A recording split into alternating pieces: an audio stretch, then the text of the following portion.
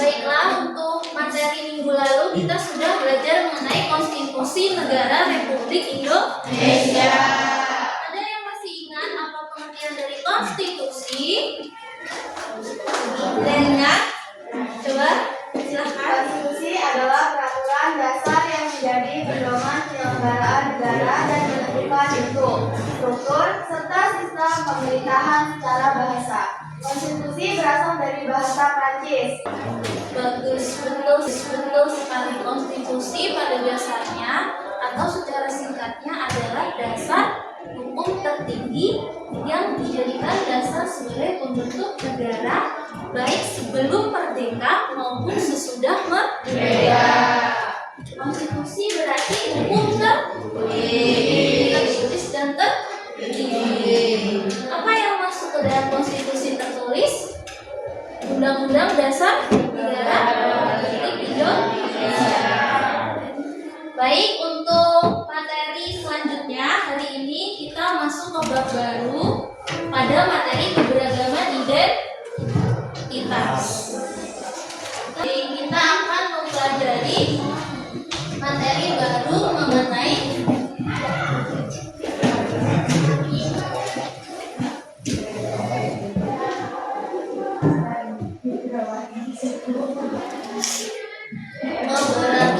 identitas.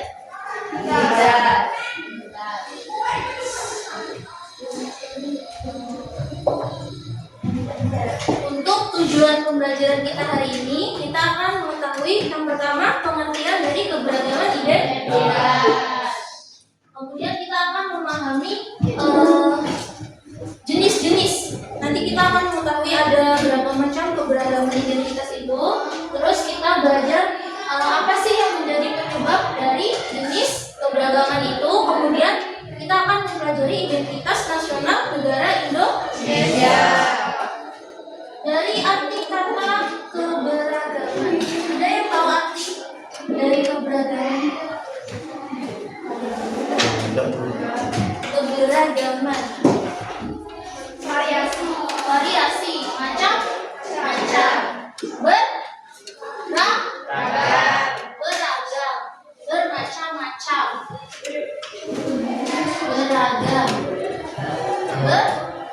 beragam, bermacam-macam. Kalau identitas adalah ciri atau jati diri. Ciri atau jati diri. Ciri atau jati diri. Berarti seperti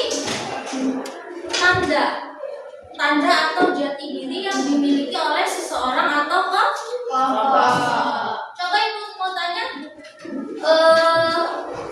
kalian punya jati diri atau identitas nggak? Ya. Apa identitas kalian?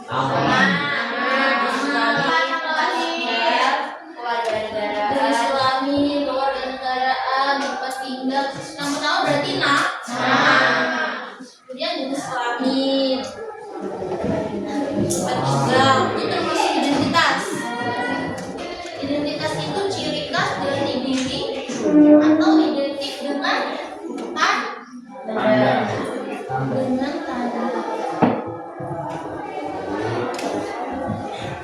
Jadi keberagaman identitas itu apa? Adalah perbedaan atau variasi yang dimiliki oleh setiap individu atau kelompok dalam masyarakat, baik dari segi suku, agama, ras, budaya, bahasa, jenis kelamin, status sosial maupun pandangan hidup. Baik, betul. Keberagaman identitas itu adalah ciri khas yang dimiliki oleh seorang atau sekelompok, baik berupa keberagaman yang dimiliki identitas atau kelompok. Identitas individu mempunyai identitas, kelompok juga mempunyai identitas. Baik, identitas individu itu yang bagaimana? Perbedaan sifat dan kepribadian, perbedaan kemampuan atau bakat,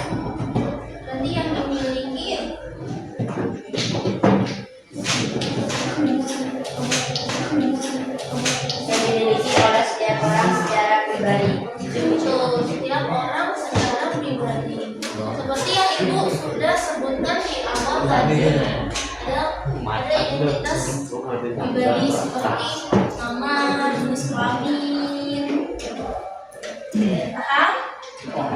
Bisa juga dia disebabkan karena adanya interaksi identitas kelompok, identitas atau tanda yang dimiliki oleh sekelompok yang membedakan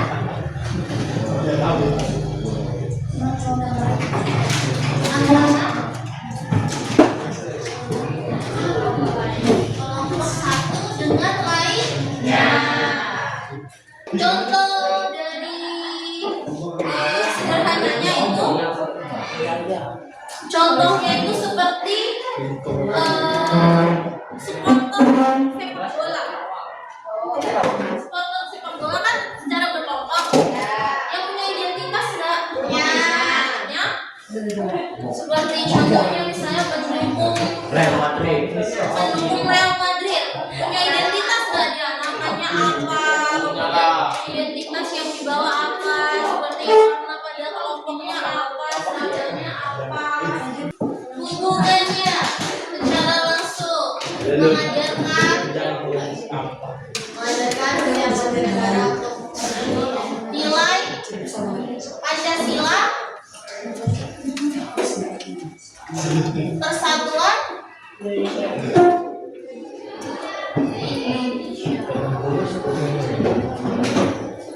Jadi, di dalam keberagaman identitas yang dimiliki oleh bangsa Indonesia memiliki hubungan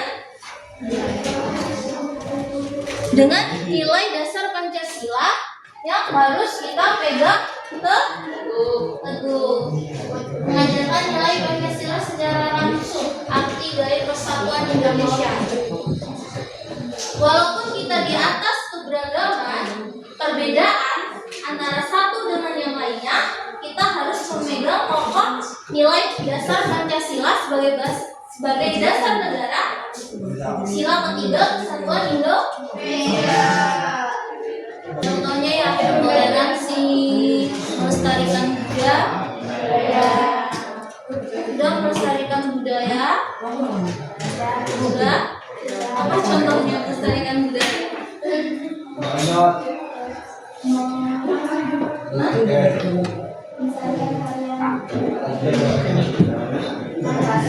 Partisipasi ikut melestarikan budaya seperti mempelajari tarian-tarian, mempelajari nasionalisme, cinta tanah air. Cinta nggak kalian terhadap tanah air? Cinta nggak ya? Apa contohnya? Penerapan dalam cinta nasionalisme terhadap keberagaman bangsa Indonesia. Tadi katanya sudah melakukan.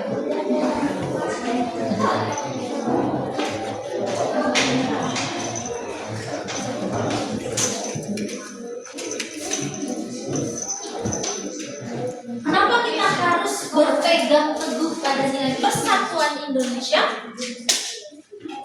Apa yang mendorong kita harus berpegang teguh pada nilai itu? Kenapa? Supaya tidak betul, supaya tidak terpecah. Berarti ada ancaman dari keberagaman identitas itu menimbulkan suatu ancaman juga. Makanya kita harus berpegang teguh pada nilai persatuan Indonesia tadi itu. Yang menyebut tadi kan perbedaan keberagaman suku.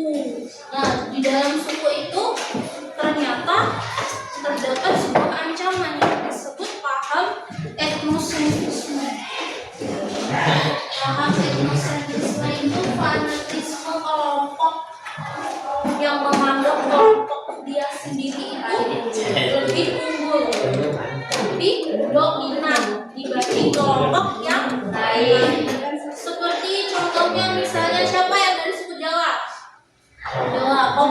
pemerintah. Ada kan ada tuh pernah dengar nggak kasusnya kayak yang kalau ini suku komplain tuh lebih ini loh lebih tegas apa lebih apa? Pernah nggak dengar? Nggak. Ada loh tapi kadang kayak ternyata suku Jawa nih lebih lemah lembut. Komplain lebih tegas. Nah itu karena membeda-bedakan kan. Nah itu contoh dari ancaman dari paham etnosentris itu kan. Contohnya seperti itu. Menganggap misalnya suku kita lebih unggul dibandingkan suku lainnya. Itu yang dimaksud dengan paham etnosentris.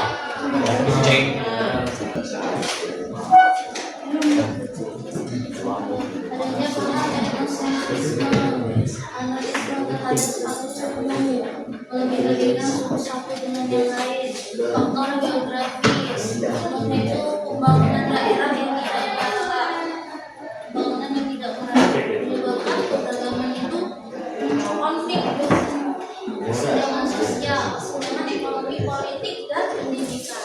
Dalam keberagaman misalnya suatu wilayah tempat tinggal kita tuh ternyata ada kesenjangan pendidikan, politik, dan ekonomi. Misalnya ekonomi masyarakat yang di sebelah sini itu kelompok sini misalnya lebih kaya atau lebih miskin, biasanya menyebabkan salah pahaman atau ancaman dari kemudian pengaruh asing, budaya asing yang masuk ke Indonesia. Kalian sudah merasa terjajah belum dengan budaya asing? Sudah. Terus apa upaya kalian untuk tetap tidak tertinggal dan bangga mempertahankan keberagaman dan cinta Indonesia?